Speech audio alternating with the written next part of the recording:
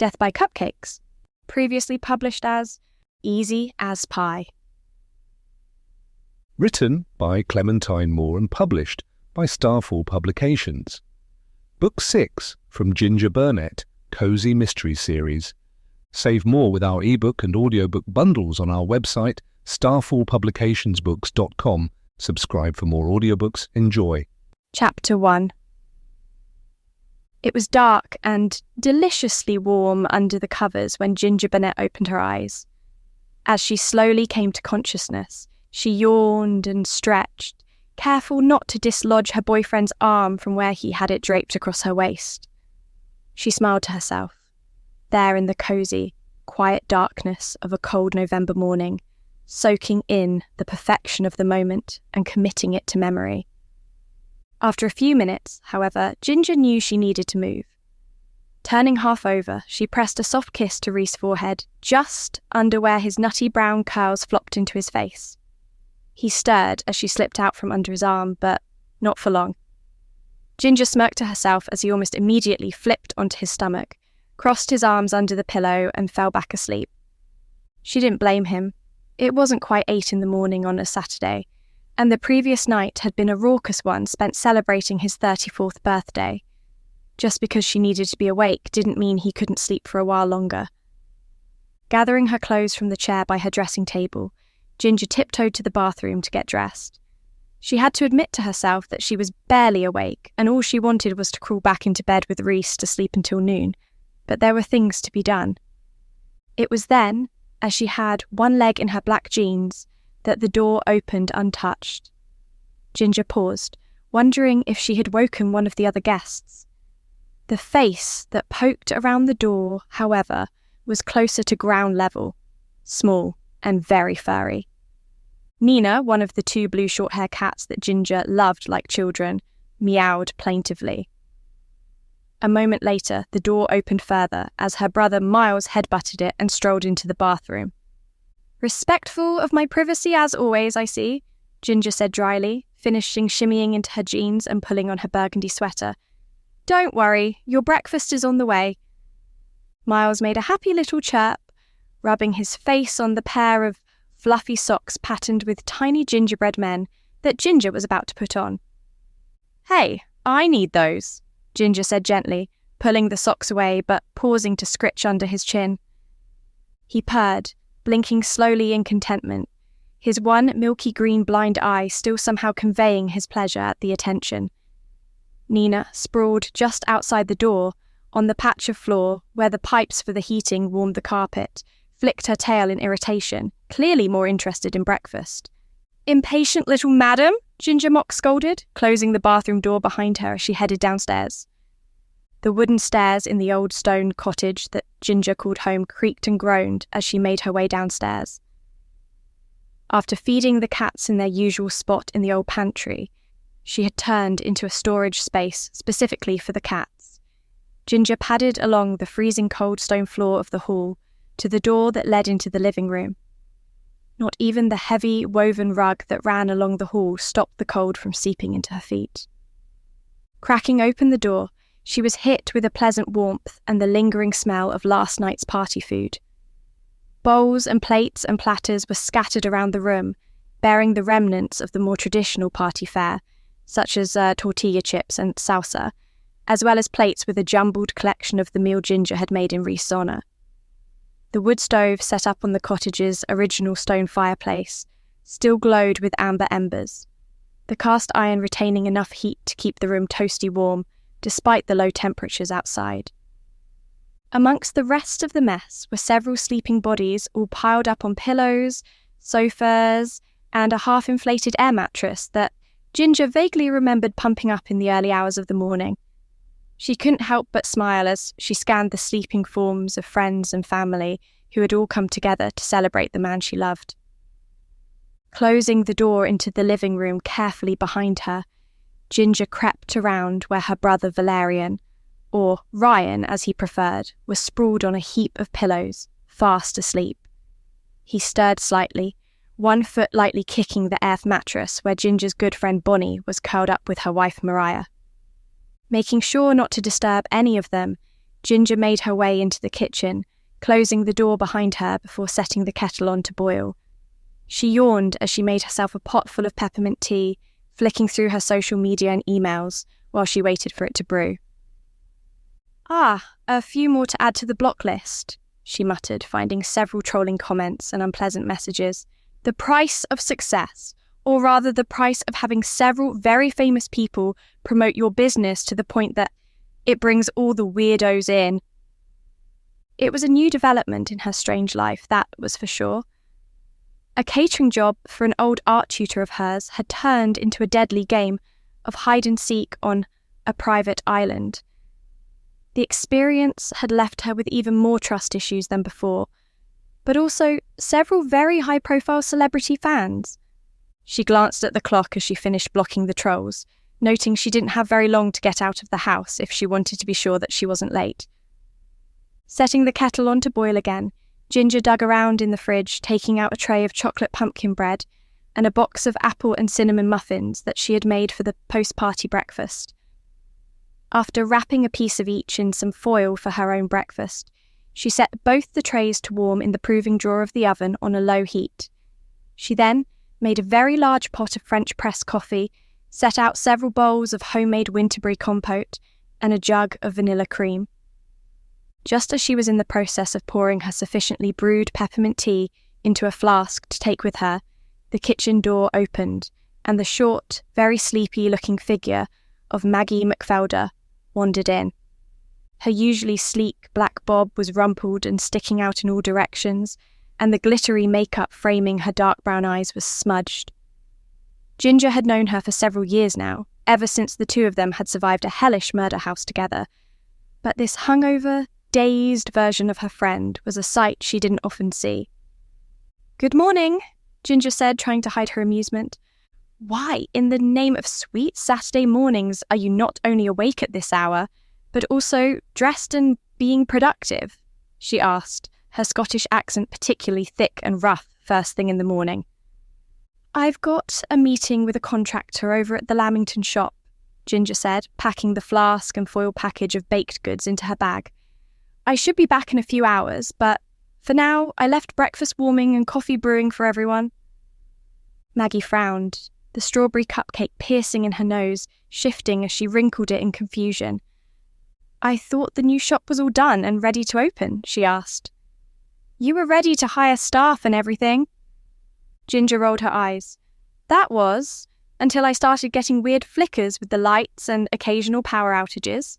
I think it might be the wiring just being old and bad in places, but I've got someone coming to look at it today." "You know, it's completely wild that you're already opening a second shop when you just opened the gingerbread house this summer," Maggie said with a yawn, wandering over to inspect the breakfast prep. "Oh my goodness, is that pumpkin bread I smell?" "It's in the warming drawer," Ginger said with a chuckle. "Should be ready in a few minutes, and I figured the smell would rouse people soon enough." "Have I ever told you that you're one of my favourite people ever?" Maggie asked, beginning to take down plates from the cabinet to warm in the drawer beside the goodies. "I seem to remember you threatening to fight Reese last night if he was ever anything other than nice to me," Ginger whispered from the doorway, not wanting the other sleeping guests to be disturbed. Which I thought was delightful, if a bit full-on, considering that it was his birthday. "I stand by it," Maggie said stubbornly. "Now go to your meeting, even though it's disgustingly cold and dark out there, so you can come back and have coffee with us while Reese opens the rest of his presents." All right. Ginger raised her hands, backing out of the kitchen. "I'll be back as quick as I can.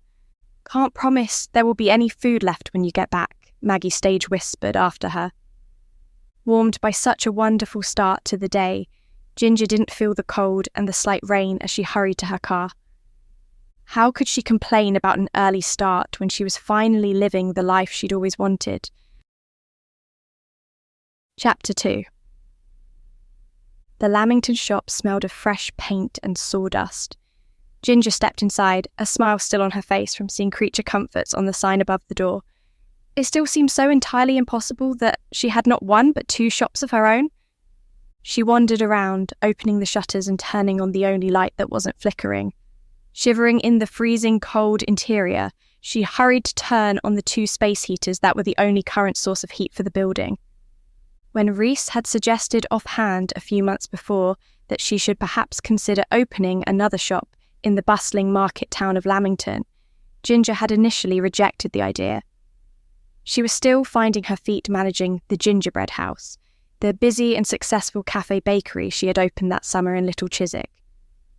However, with the addition of her mother Dorothy taking over full-time as manager, as well as the addition of 4 very capable, passionate members of staff from the local area, Ginger soon found herself with little to do at the cafe.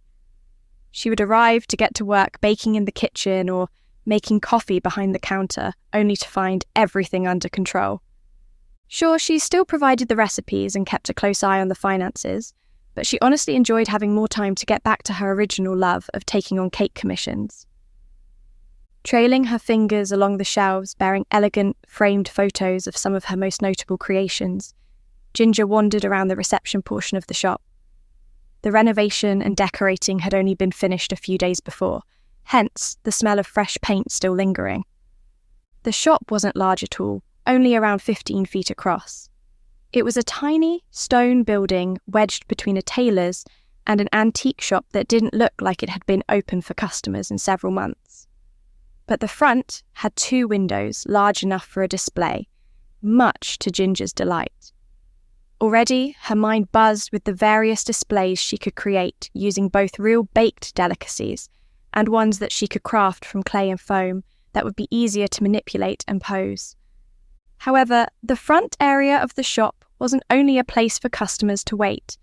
It also served as an advertisement hub for the Gingerbread House and for various local sites and venues around the county. Ginger briefly paused by the dark wood sideboard she was turning into a small but luxurious coffee and tea bar, where she could serve her clients top-quality coffee, a range of loose-leaf teas, and rich hot chocolate. She'd upcycled the piece of furniture with some sanding, a few coats of varnish, and some new handles, but she still needed to put out the various pieces of equipment needed to make the hot drinks. Crouching down, she checked that the mini fridge she'd installed into one of the cupboards was still working, groaning when she found it was at room temperature. It seemed her problems with the power supply extended beyond just the flickering lights. "Need to add that plug socket to the list of things to be sorted," she mumbled, leaving the slowly warming reception area and going into her actual art studio at the back of the building. Creature comforts, perhaps, hadn't quite been what Reese had had in mind when he suggested a second shop. But for Ginger, it made the most sense. Why squeeze all her tools and supplies for the cake decorating into the back of another cafe when she could dedicate an entire shop to it? The studio was everything she could have hoped for. She was getting a top-of-the-line oven installed in the kitchen to replace the basic little one that had been there previously. This particularly pleased her, as it meant that she could create the entire cake from scratch in the shop. Shelves lined the walls of the studio, bearing the tools and ingredients she needed for her work. In the centre of the room was a large work table, complete with a built-in rotating cake stand for when she was decorating. Ginger's deep sense of satisfaction was undermined somewhat as the lights all flickered and sputtered, giving the room an almost nightmarish hue for a few moments. She sighed roughly, slumping down into the battered old sofa she used specifically for mid-decorating naps that she had moved from her garage to the shop. Taking out the tea and food from her bag, Ginger flopped back, idly wishing she was back in the warm comfort of her bed with Reese. "I really hope this guy is on time," she muttered, biting into a muffin. He was not on time. When it was half an hour past the time they had arranged, Ginger tried calling, her teeth chattering despite the cup of hot tea in her hand. She only got his voicemail. After 45 minutes had gone by, she tried again, but with the same result. Frustration growing, she texted Reese, telling him that she was delayed and if he could please apologise to everyone and explain that she probably wasn't going to get back before people started leaving to go home. "I'll give the electrician 1 more hour to show up," she said slowly, saying the text out loud as she wrote it. Then, I'll come home. With nothing else to do, but not wanting to waste the trip, Ginger clambered down the narrow, rickety stairs into the basement of the building. She couldn't use it to store stock until it had been fully cleaned and refitted to meet food safety codes. So, for now, she was focusing on clearing out the junk left behind by the previous tenant. After dragging one of the space heaters down there with her and praying that the power wouldn't give out and leave her in the pitch-black darkness, Ginger put on an upbeat jazz playlist and got to work. She got so lost in the work of cleaning, tidying, and reorganising that she squeaked in surprise when there was a knock at the door at the top of the stairs. Scrambling down off the A-frame ladder she was using to reach the top shelves, she looked up the stairs, hoping to see an electrician. The person who was standing there, however, was an even better surprise. "I thought I'd come and check on you," Reese said, ducking the beams that stretched over the lower portion of the stairs. "Mostly because you said you'd be an hour, and it's been 3, and I was concerned that you died. But I also brought food, specifically brie, bacon, and cranberry paninis." He held up a bag. Ginger groaned in delight, walking face first into his broad chest and wrapping her arms around his waist. "You're so warm," she mumbled, trying to cling closer. "And you're cold and grumpy," Reese said with a soft chuckle. "Come on, let's go sit in my car so you can warm up." "And also look for a different electrician," Ginger said darkly, realising just how cold she actually was. He never even called to cancel or reschedule. Reese gently took her by the wrist and led her back upstairs. "You can see to that later. Let's get you warm first." "I just want to get the place finished and operational," Ginger said, leading the way up the stairs. "I've got 6 emails in my inbox asking about commissions. People having winter weddings and Christmas charity events and fancy work parties, and I can't give any of them solid schedules because I don't know if I have a functional studio or not." "Food and warmth before you stress," Reese reiterated, opening the door for her, leading out onto the narrow cobblestone street. It had dawned into a bright, cold Saturday. Silvery frost winked from the moss on roof tiles that the sun hadn't reached yet. An iridescent magpie squawked from its place in a baby birch tree growing out of a planter near some benches on the opposite side of the road. Reese had parked directly outside, in the space assigned to the shop, and Ginger sighed in relief as she clambered into the cocoon of heat inside. "It's just frustrating, you know," Ginger said, unzipping her coat for the first time since she'd walked out the door that morning. "Everything is ready to go, and then I get hit with this, and the management company for the building is being useless. So I had to leave you in bed this morning to be stood up by a balding electrician named Paul." "Food," Reese said, buzzing her a foil package oozing with steam and melted cheese. Then rant. Ginger took a bite of the rich, salty, fatty sandwich, savouring the sharp tang of the cranberries with the gooey cheese and crisp bacon. Slowly, as her belly filled and the chill left her hands, she felt her shoulders relax. Eventually, she leaned back in her chair with a satisfied sigh and looked over at Reese. "I'm sorry, I wasn't able to be there for your birthday breakfast," she murmured, rubbing wearily at her eyes. "I was supposed to be home pretty quickly." "Well," Reese said with a wink, "I'm hoping you'll let me make you the last course of my birthday breakfast when we get home." He frowned. "Though I guess it will be more like brunch by that point." Ginger choked on a laugh, swatting at her partner, the warmth steadily spreading to her heart and not just her skin. "You're such a charmer." A sharp knock on the car window, only inches from Ginger's head, made her shriek. Ducking down, she saw a small, grey-haired woman wrapped in a long purple coat standing outside the car. "Who is that?" Reese muttered, subtly checking the locks on the car. "No idea," Ginger replied, reaching for the button to bring the window down. With a whir, it lowered just a crack, enough for Ginger to speak to the woman. "Can I help you?" she asked. Chapter 3. The woman outside the car smiled slightly, stooping so she could see Ginger and Reese a little better. I know it's a Saturday and rather quiet right now, she said, hands in knitted gloves clasped loosely together.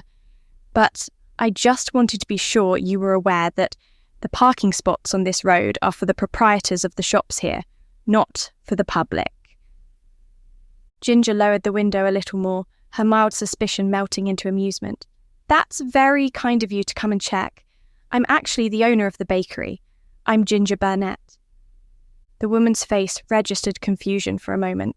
Then she beamed, her doll-like blue eyes shining in delight. Oh, I was hoping to meet you soon, she said, leaning even closer into the window of the car. I've wandered by a few times in the past few months just to be nosy and see how the renovations have come along. It's so nice to see the place looking so fresh and stylish. Why, thank you, Ginger said, flicking a quick glance back at Rhys, who appeared to be thoroughly charmed by the sweet grandmotherly woman.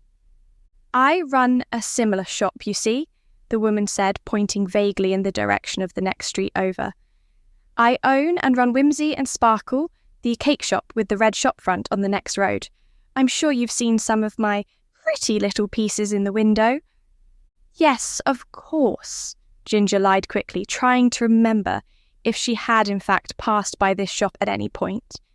She was finally able to summon a vague memory of a red-painted shop with peeling paint on the windowsill and a display of rather unimaginatively decorated children's cakes, slowly going stale.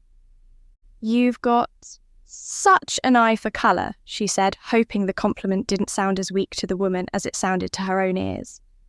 Why, thank you, the woman beamed, worming a hand through the space in the window to shake Ginger's. I'm Marion, by the way, Marion Bessett. Been in this business for almost 15 years now. She glanced back toward the empty windows of Creature Comforts. Such a thrill opening your first shop, isn't it? I do always love welcoming newbies to the area. Oh, this isn't her first shop, Rhys cut in, proud boyfriend mode activated. She's got a cafe in Little Chiswick, a village about half an hour or so from here. But the place is so busy that she needed to open up a second one for her private cake commissions. Rhys, Ginger hissed, feeling herself flush. Stop bragging about me. What? He shrugged. It's all true. Yes. Don't stop your man from shining a light on your achievements, Marion said with a quick wink at Rhys.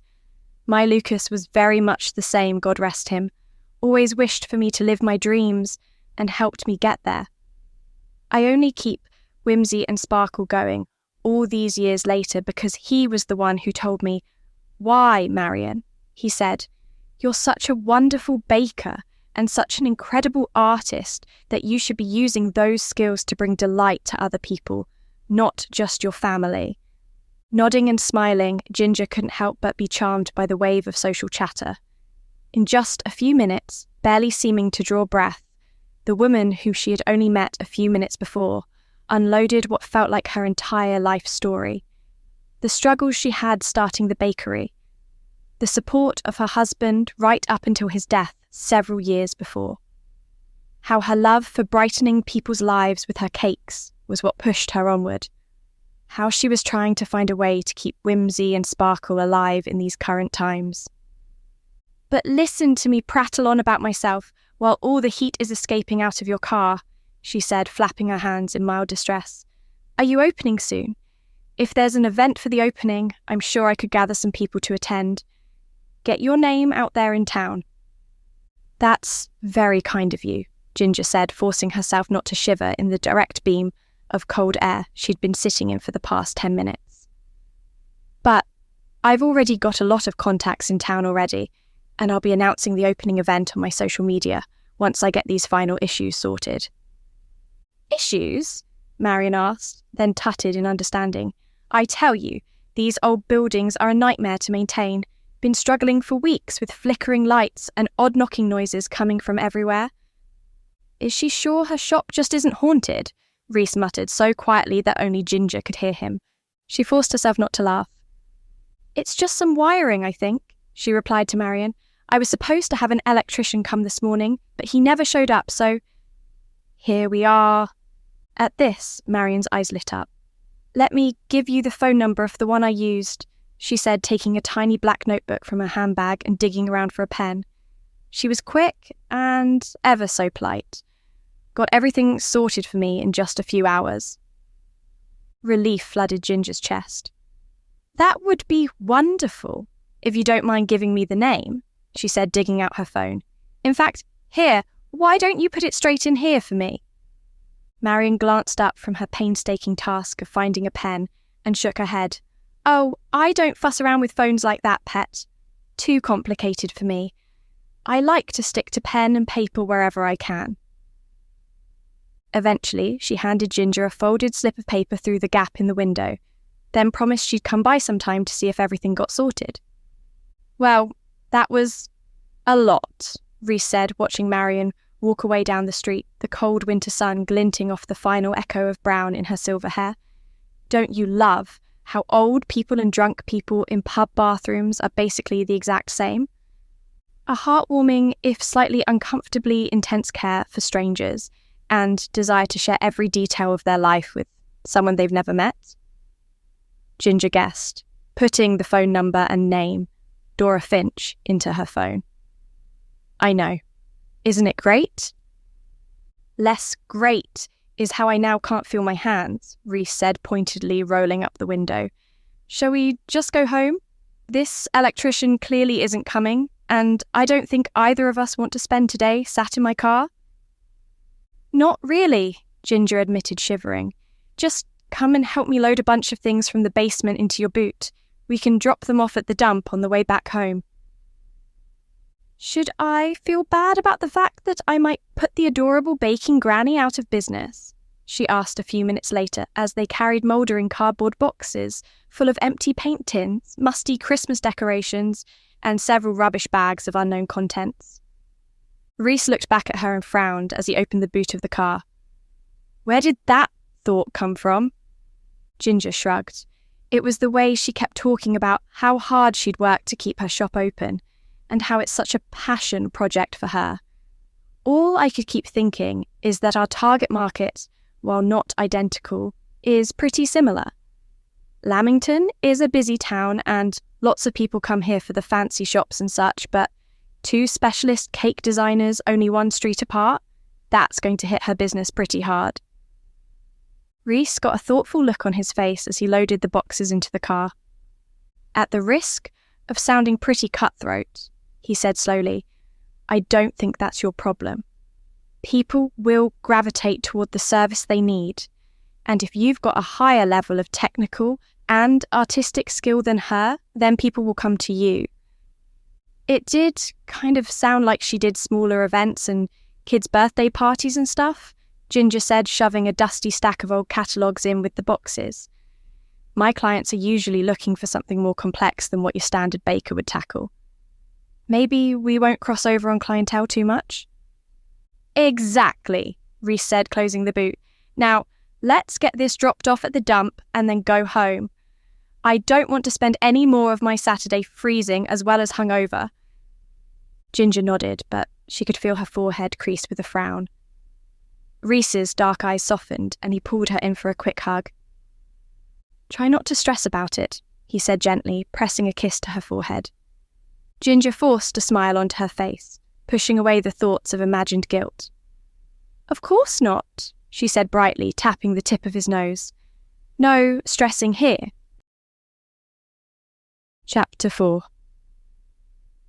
I'm stressing, Ginger wailed, slumping face first into a heap of paperwork.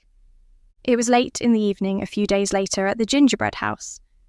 The shutters were down and the door was locked, but there was still activity in the warm interior. From the kitchen wafted the warm smell of baking cake flavoured with orange, lemon, vanilla and cinnamon. It was simultaneously cosy and autumnal, but with a sprightly callback to the clean, fresh tastes of summertime. Ah, come on now, Ginny, said Colin, her stepfather, rubbing soothing circles on her back with his large, work-roughened hand. Take a breath and take a break. You've been at this for hours. The deep bass of his rich Caribbean accent sent a soothing rumble through his palm into Ginger. She took a deep breath, lifting her head from the pile of invoices, stock lists, and seasonal recipes she was organising for the coming festive season.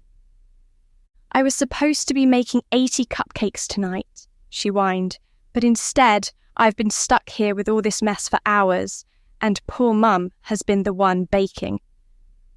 "I can assure you that I would far rather be doing this than be in your position, love," Dorothy said, poking her head out of the kitchen and into the main cafe where Ginger had set herself up at one of the large central tables.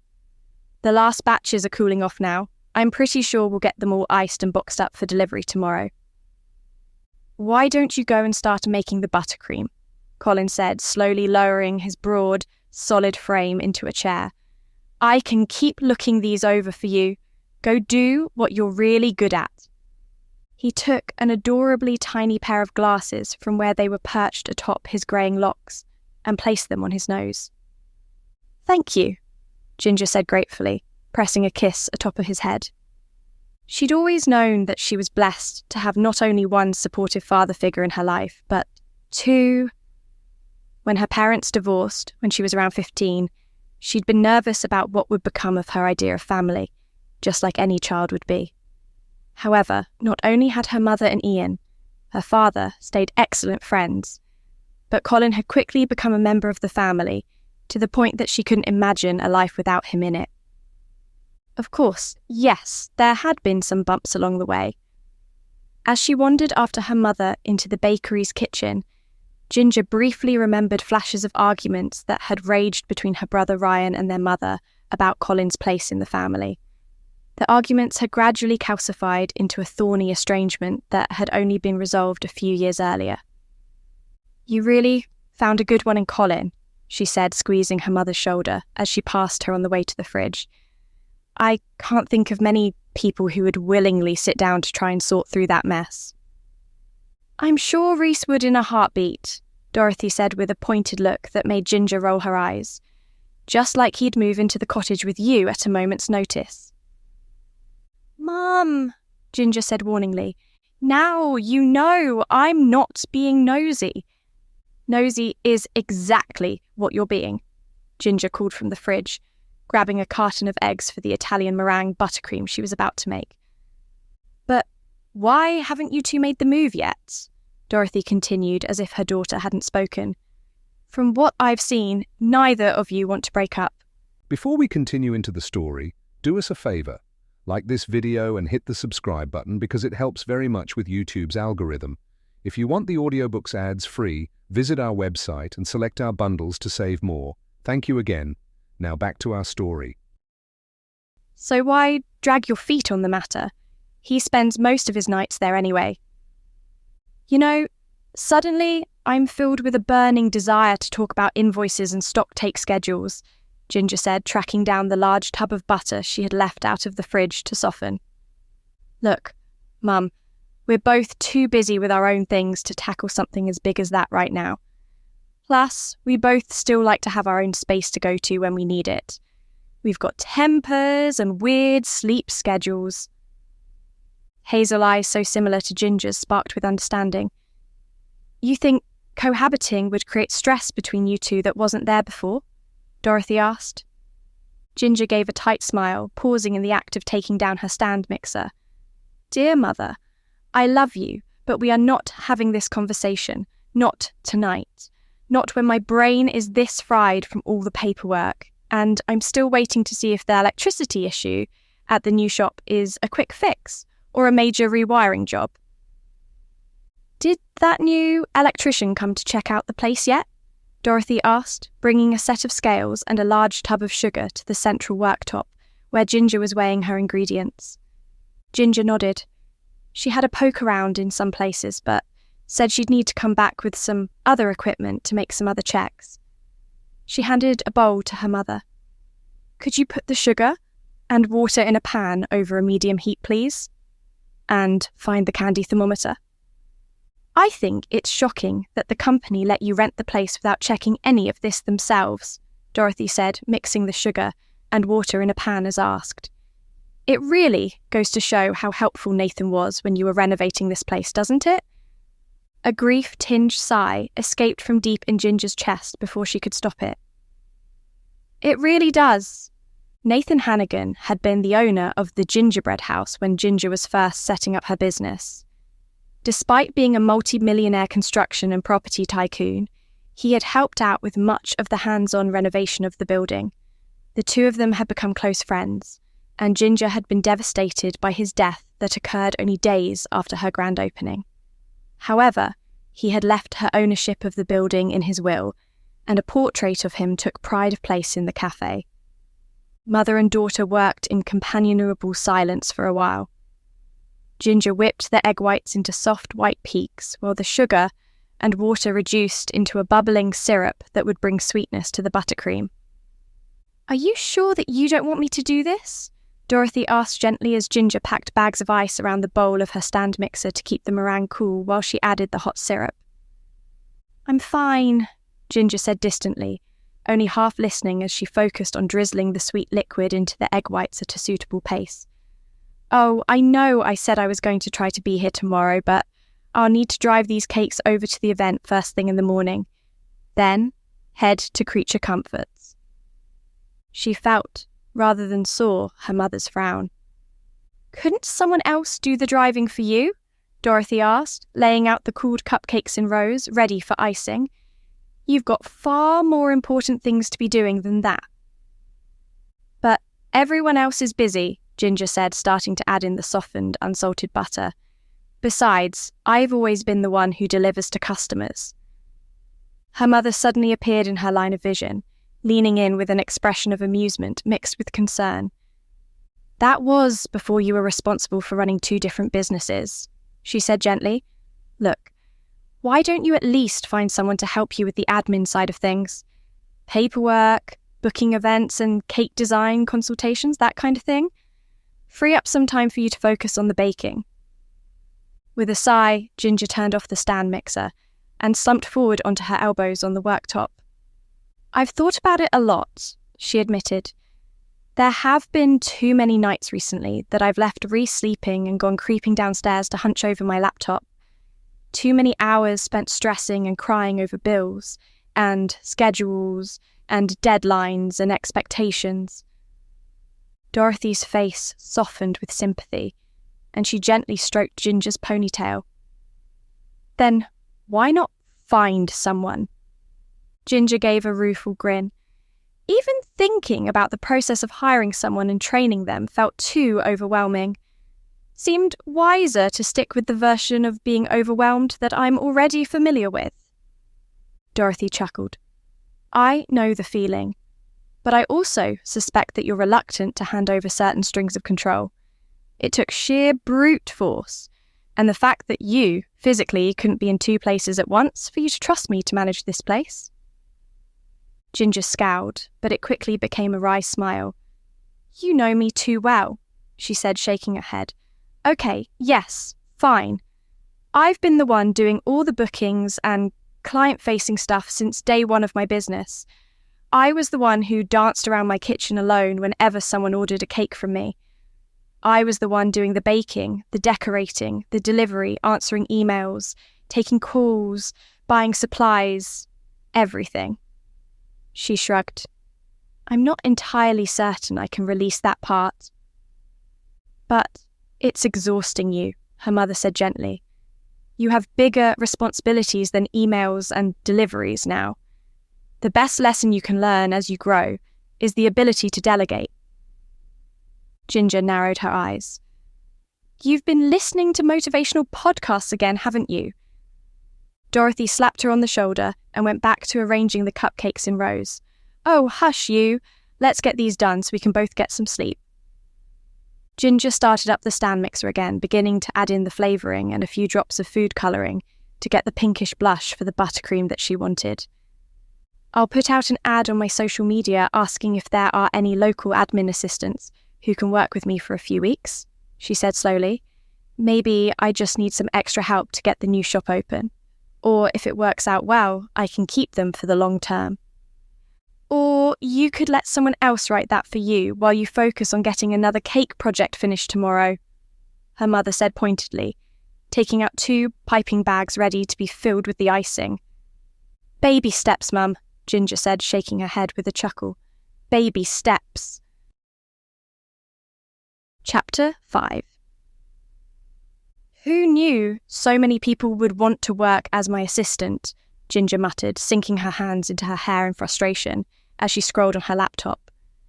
And who would have guessed that my inbox would be groaning with gross emails from trolls? She opened one, wrinkled her nose in disgust, and immediately deleted the message, blocking the email address for good measure.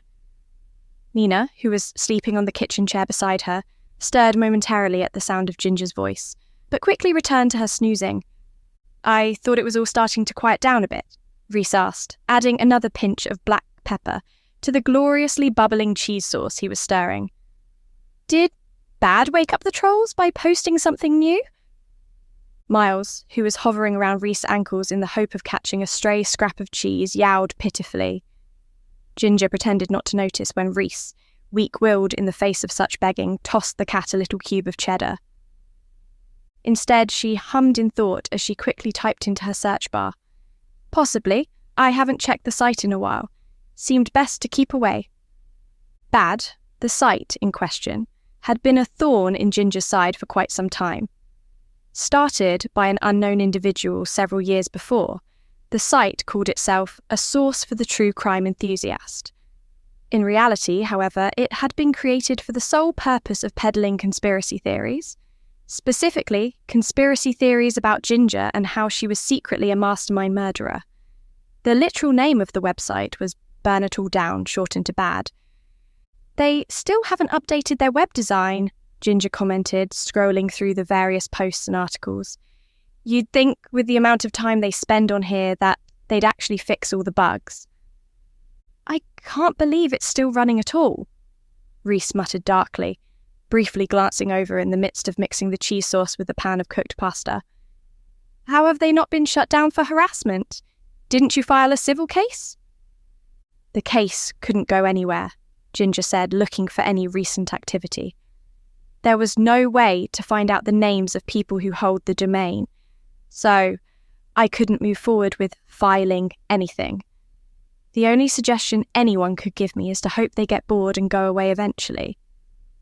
"How very helpful," Rhys said dryly, tipping the now combined mac and cheese into a baking dish and covering it with another layer of grated cheese before sliding it into the oven. Ginger shrugged. "It is what it is. I don't like it, but what other option do I have? Here's the cause of my bloated inbox. They've linked my posts asking about admin support to their main page." She sighed, rubbing at her eyes. "As usual, there's no direct call to action to harass me, but just putting it on the site is enough." She heard the soft scuff of Rhys's slippers on the kitchen floor a moment before his warm hands came to rest soothingly on her shoulders. "Are there any useful applications?" he asked, resting his chin on the top of her head. "Anyone you think might be suitable?" "A few," Ginger groaned, keeping her eyes covered. "I'm ideally trying to find someone who is local so they can come into the shop, but I'm not ruling out someone working remotely. It's just turning into a lot of work, that's all." "I'm guessing this is why you were reluctant to start the search at all?" Rhys asked, pressing a kiss into her hair. "Anything I can do to help?" Tipping her head back to look up at her boyfriend, Ginger felt some of her stress dissipate, quickly replaced with gratitude and a deep sense of love. She knew that her mother really was right. Rhys would do anything for her in a heartbeat. "Thank you," she murmured, reaching up to tap him on the nose. "Maybe during dinner we can go through some of the ones I've shortlisted. I think it could be helpful to have another opinion about this. Is that okay? I know it's been a long day for you at school." "Not a problem." Rhys straightened, stretching hugely for a moment, momentarily exposing a thin strip of his stomach scattered with dark hair. "You've stayed up with me helping to grade papers enough times before now. I can help you look through CVs while we eat dinner." "Which smells so good, by the way," Ginger said, squashing the urge to poke his exposed belly like he was one of the cats. "If you told me when we'd first met that you would be standing in my kitchen making me a buttery mac and cheese with 3 different kinds of cheese in it, I wouldn't have believed you." Reese grinned, his cheeks rosy from the heat of the kitchen. I certainly wouldn't have believed it. I don't think I allowed cheese or butter in my house at that point. Plus, I was so intimidated by your ability to cook that I wouldn't have dared to try. I don't think there was much to be intimidated by, Ginger scoffed. I was decorating cupcakes in my garage and wondering if I'd ever actually be able to make a living from baking. All while still terribly traumatized from almost being murdered, Reese reminded her. Ginger corrected, waving a pointer finger emphatically. Not trauma, spicy memories. She squeaked as Reese swatted her on the top of her head with a tea towel. The sound caused Nina to briefly lift her head, golden eyes blinking open. She watched silently, unobserved by the humans, head resting on her paws. I'm pretty sure your therapist told you not to use humour to undercut the reality of what you managed to survive, he said, draping the towel over his shoulder once more. You're a powerful survivor, something those freaks in charge of bad will never understand and never be. Seeing the man that she loved so passionately defending her filled Ginger once more with a powerfully warm feeling of adoration. Getting to her feet, she slipped her arms around his waist and gently bumped her nose against his. I'm so lucky to have you, she said softly. I really am.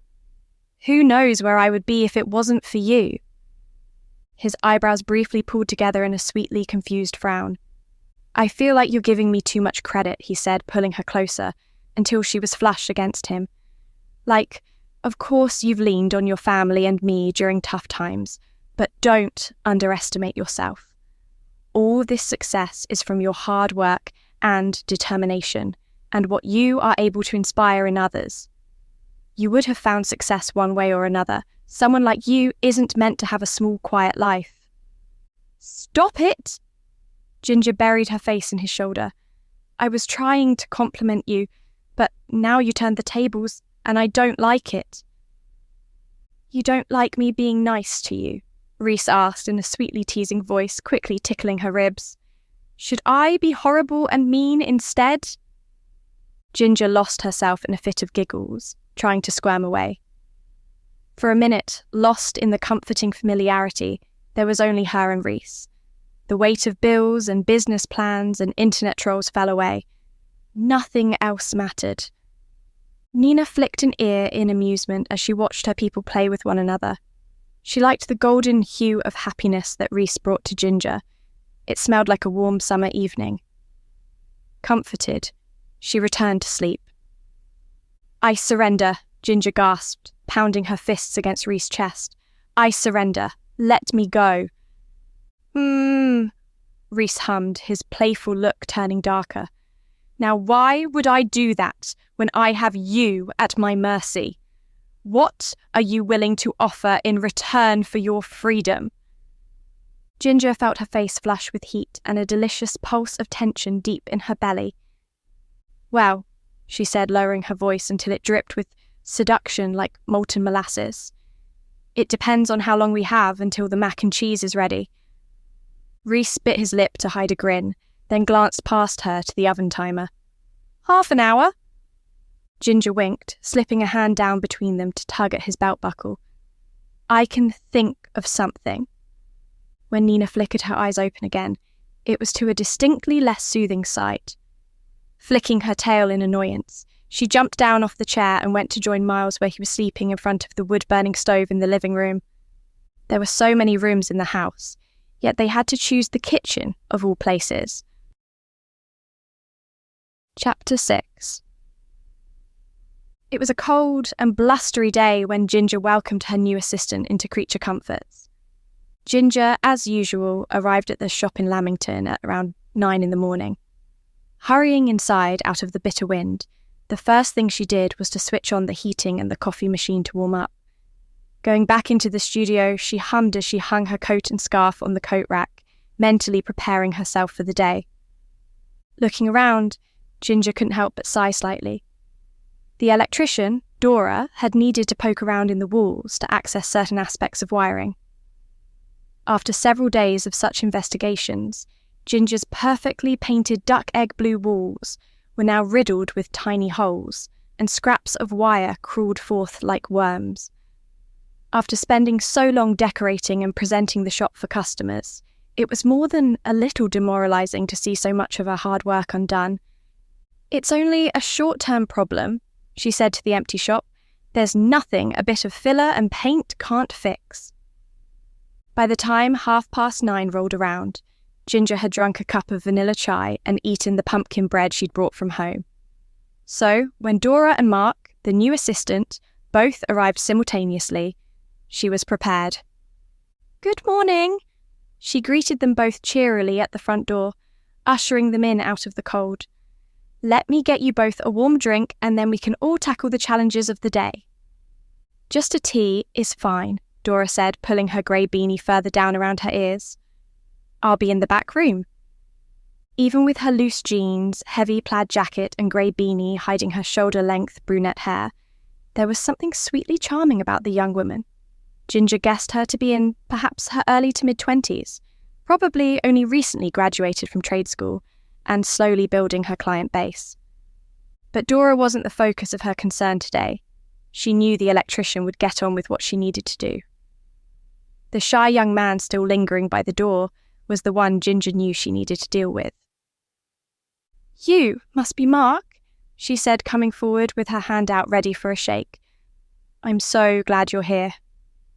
"As am I," he said with a slightly nervous smile as he took her hand. "I know it's only a trial period for now, but like I said on the phone during my interview, I really do think I'll be able to help you get a handle on things here." "I certainly hope so," Ginger said, giving a firm shake and refusing to listen to the screaming control freak locked away in the back of her brain. The little gremlin was thoroughly unhappy at being forced to hand over control to someone else, but it was for the best. But Mark was sweet and mild-mannered, not giving her any reason to feel on edge. He was young, only 22, freshly graduated from university that summer. His hair was a soft, mousy brown, falling to the collar of his navy blue sweater that he had layered over a dark green button-up shirt. A pair of round glasses with neat golden frames were balanced on his nose, and he gripped the strap of his brown leather messenger bag with both hands. For the next few hours, she talked through with Mark what exactly he was going to be doing for the next few months as her assistant.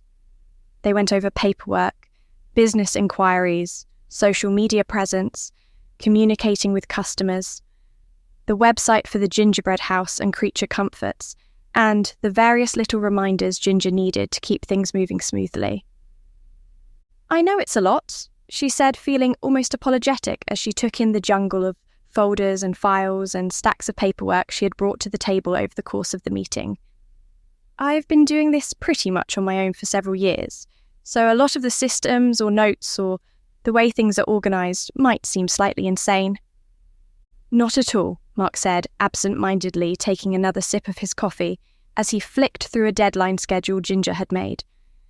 "As long as you don't mind me asking lots of questions to begin with, about what means what in the system, my aim is to work with what is already here, not to try to pull everything apart to make something I consider better." Ginger found herself relaxing back into her chair. "That's very reassuring to hear, actually. I've put off finding an assistant for months because I was worried about losing control of a new system." Mark shrugged, pushing his neat round glasses a little further up his nose. "There are lots of ways to be an assistant, but I've always enjoyed just helping people take what they already have and making it as streamlined and efficient as possible." Ginger was just about to bring up how they needed to pay special attention to the scheduling of the various cakes she had due in the next month, when the bell over the door jingled pleasantly. "Odd," Ginger muttered.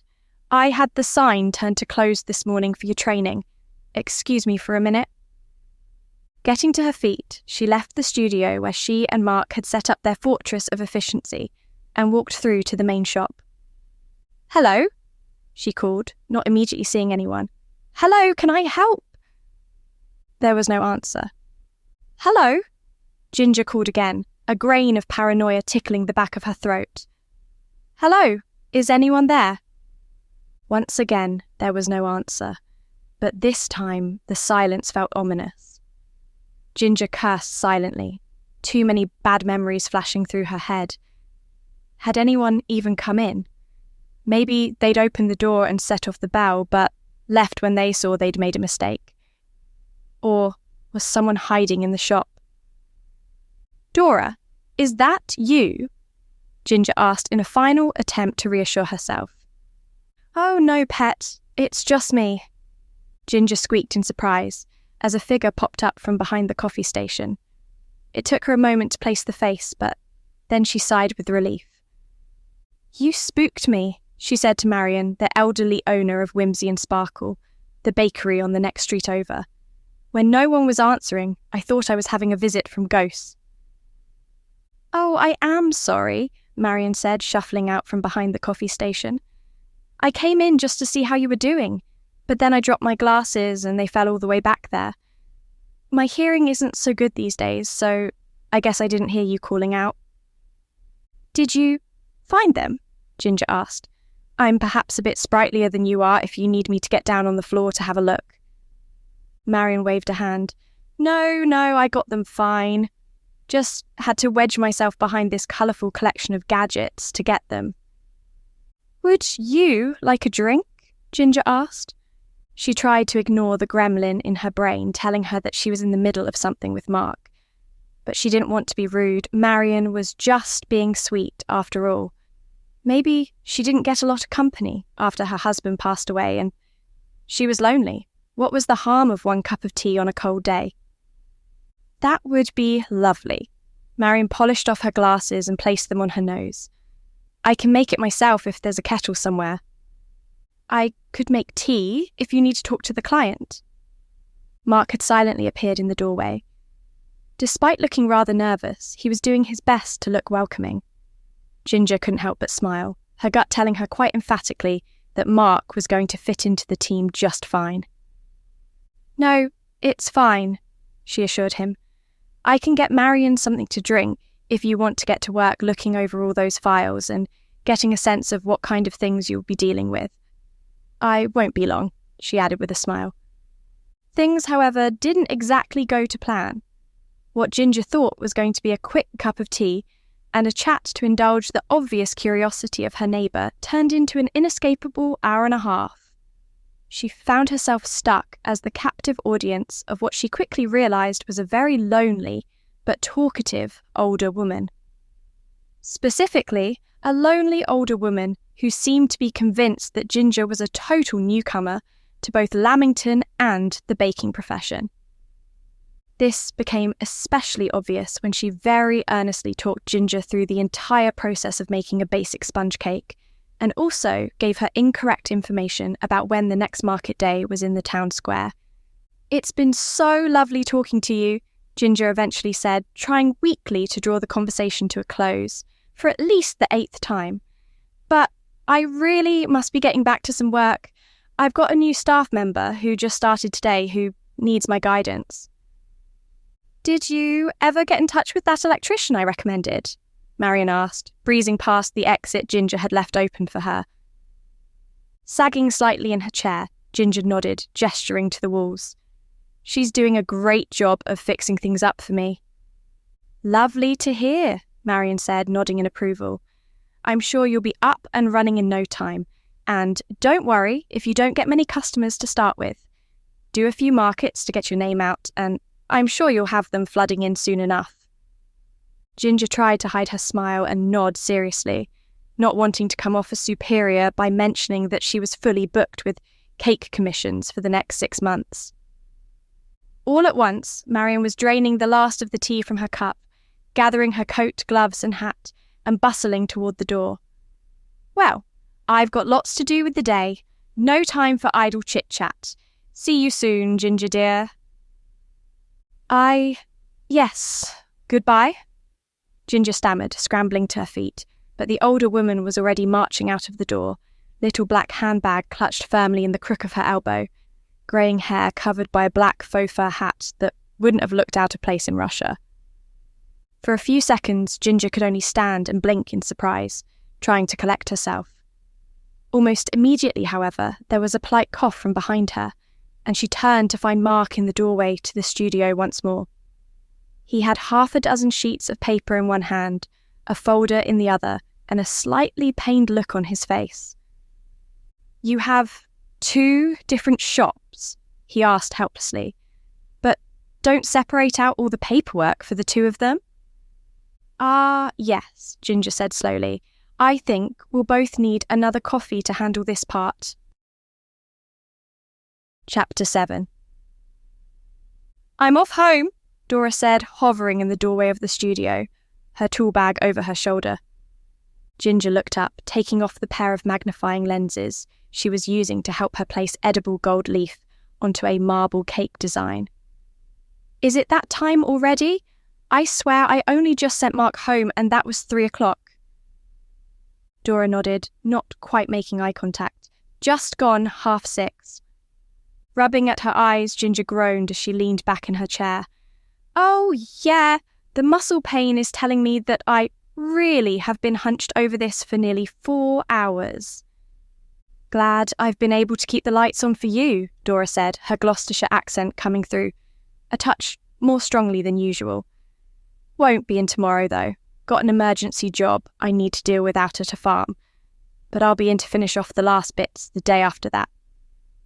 Ginger rolled her shoulders and staggered to her feet, intending to refill her water glass. "But you've got the worst of the problems fixed. I don't need to worry about power cutting out." She took a long drink of the fresh water. "It's just that I've got ingredients and cake components in fridges here now that I can't risk. If it would be safer to run them off a generator overnight so I can be sure, I can drag it up from the basement." Dora shook her head, eyes lingering on the unassembled 4 tiers of geometric, black, white and gold cake dominating the work table. "You should be safe now, and I can promise that I wouldn't say that if I wasn't 100% sure. I wouldn't want to risk something as beautiful as that." "It's not quite done yet," Ginger said, her years of experience and her sharp, artistic eye picking out the imperfections and unfinished spaces. "But thanks to you, I'm able to trust that my studio stays temperature regulated. I'll finish this off tonight, then it gets sent out for delivery in the morning. Thankfully, I don't have to do the driving." Dora shifted her tool bag to the other shoulder. "Was that why you and your new assistant person were researching different kinds of vans earlier?" Ginger laughed, feeling slightly self-conscious that someone had overheard what had probably been a silly conversation to an outsider. "I'm very protective of my cakes, okay? I wanted to be sure that the transport the person had would be smooth and steady enough to keep it safe."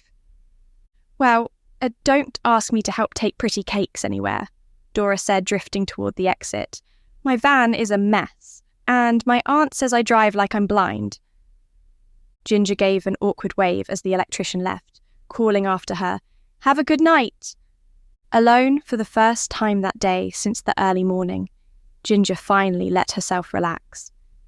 There was much that she loved about running her business, but she couldn't help but feel as if she had to perform a certain professional aura. These few hours of solo work she had in the evenings were becoming increasingly precious. Putting on one of her favourite jazz playlists, blended with an audio background of falling rain and gentle thunder, Ginger lost herself in her art. The brush became like an extension of her own body. The gold leaf followed her every whim, falling into place exactly as she wanted. Sooner than she had expected, the sensation of completion washed over her. Sitting back in the chair, Ginger surveyed the cake, looking for any sign that more decoration was required. But the creative itch in her brain was quiet and satisfied. Everything was as it should be. "Now, to just box you up, ready to be collected tomorrow morning," Ginger said to her latest creation, changing her gloves to a fresh pair to be sure she wouldn't accidentally transfer colour or gold leaf to somewhere it shouldn't be. Piano notes and the sound of rain dripped from the speakers as she assembled and boxed up the cake. It looked like a marble sculpture there in the box, and part of Ginger wished that she could be there to watch the delight on the customers' faces when they unboxed their commission. That had always been one of her favourite parts of the creative process, seeing the joy that the cake brought to others. "But I need to be mature and businesslike about this," Ginger told the cake as she finished stabilising the box. "I can't drive several hours just to get my ego stroked." Checking her phone as she cleaned up the kitchen and studio, Ginger saw she had a text from Reese. "Cats are fed, and your dinner is in the oven for when you get back," she read out. "Just going for a quick jog to the village. We'll pick up milk and bagels for the morning while I'm there." Ginger couldn't help but let out a gentle laugh. "What on earth did I do to deserve someone as good as Reese?" she asked herself, shaking her head. "With his cute floppy hair and good job and thoughtfulness. Ugh." As she continued to clean, though, she couldn't help but think about the darker times. About the moments when she and Reese had almost come apart. Both of them had done terrible things to the other over the years. She knew that. Betrayed each other's trust or wounded the other with careless actions. She loved Reese with her entire heart, but she still had moments where she was nervous about leaving him alone with her laptop. Moments when she wondered if he would invade her privacy again. The moments might only be that, just moments. But it reminded her that even after forgiveness and moving on, there were still consequences that lingered. Ginger quickly closed off the mental path her thoughts were beginning to stray down, shaking her head. "No," she scolded herself quietly as she put on her coat and scarf. "You're tired and hungry. This is not the time to emotionally dissect your relationship. Get home to your man and your cats and eat some warm food, you silly muffin." In the moments before she switched off the studio lights, however, Ginger spotted 2 large plastic cake boxes stacked on the worktop.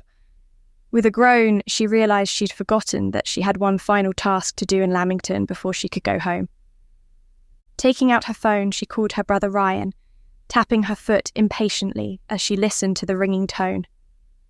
"Do you still want me to bring these leftover goodies to the station?" she asked as soon as he answered, not even giving her brother time for a greeting. "And hello to you too," he said dryly. "I mean, if you're still in town, you're welcome to come drop them off. I'm still on shift for a few more hours yet, and the night shift will definitely appreciate having cake and muffins and all that good stuff in the break room." Ginger bit her lip, wrestling with the selfish urge to just go home. She still had a 10-minute walk to her car since she'd left the parking spot in front of the shop, open for Dora's van, and she didn't really want to have to wriggle her way through the complicated one-way system of Lamington's ancient streets to the police station. But she also hated wasting good food, and she knew Ryan had been working late a lot on a complicated series of home invasions. "I'll be there in 15 minutes, she said, digging the keys to the shop out of her pocket. "I think it will be quicker to walk straight there from here than to go to my car and try to drive there." "You're an angel," Ryan said, the gratitude obvious in his voice. "Let me know when you're outside and I'll come down to the front desk. Oh, by the way," he tried to sound casual, but Ginger could tell when her brother was nervous about something. "Do you think Reese actually liked that colouring book I got him for his birthday? It felt a bit like he maybe was just being nice. I can always exchange it for something else if he didn't like it. Ginger, deeply amused, cut her brother off. "He really did like it, I promise. I'm mostly impressed that you remembered how much he's got into mindfulness colouring after he mentioned it perhaps once in passing." "Hey," Ryan said defensively. "You do realise that a major part of my job is remembering tiny details that people mention maybe once? I'm a professional at this." "Yet you still had to check with me if he liked it," Ginger teased, propping the phone against her ear with her shoulder so she could gather up the boxes of goodies. "Did you need your cake-making little sister to finish the investigation for you?" "Don't patronise me," Ryan said indignantly. "Just bring me the cake, kitchen wench." Ginger laughed, balancing the cake boxes on her hip as she used her free hand to open the front door. "I'll be there in a bit." Hanging up, she wriggled the phone back into her pocket, then set about locking the door. Once that was done, she took the cake boxes in both hands and began to quickly walk down the narrow, winding street in the direction of the police station. The wind was bitterly cold, and soon Ginger couldn't feel the tips of her fingers or her nose. But what truly struck cold deep into her bones was a sound that she gradually began to notice as she moved further down the street. In the icy darkness surrounding the pools of light cast by the street lamps, she swore she could hear shuffling footsteps. More concerning, however, was what sounded like the rapid-fire click of a camera. Scan the QR code or click on the link in the description to read the full book. The full audiobook will be available on YouTube in a few days. What did you like the most? Comment below and share this video on your social media and with your friends. Watch one of the following videos. Subscribe to our channel, like this video, and hit the notification bell to not miss any new audiobooks. Thank you for watching.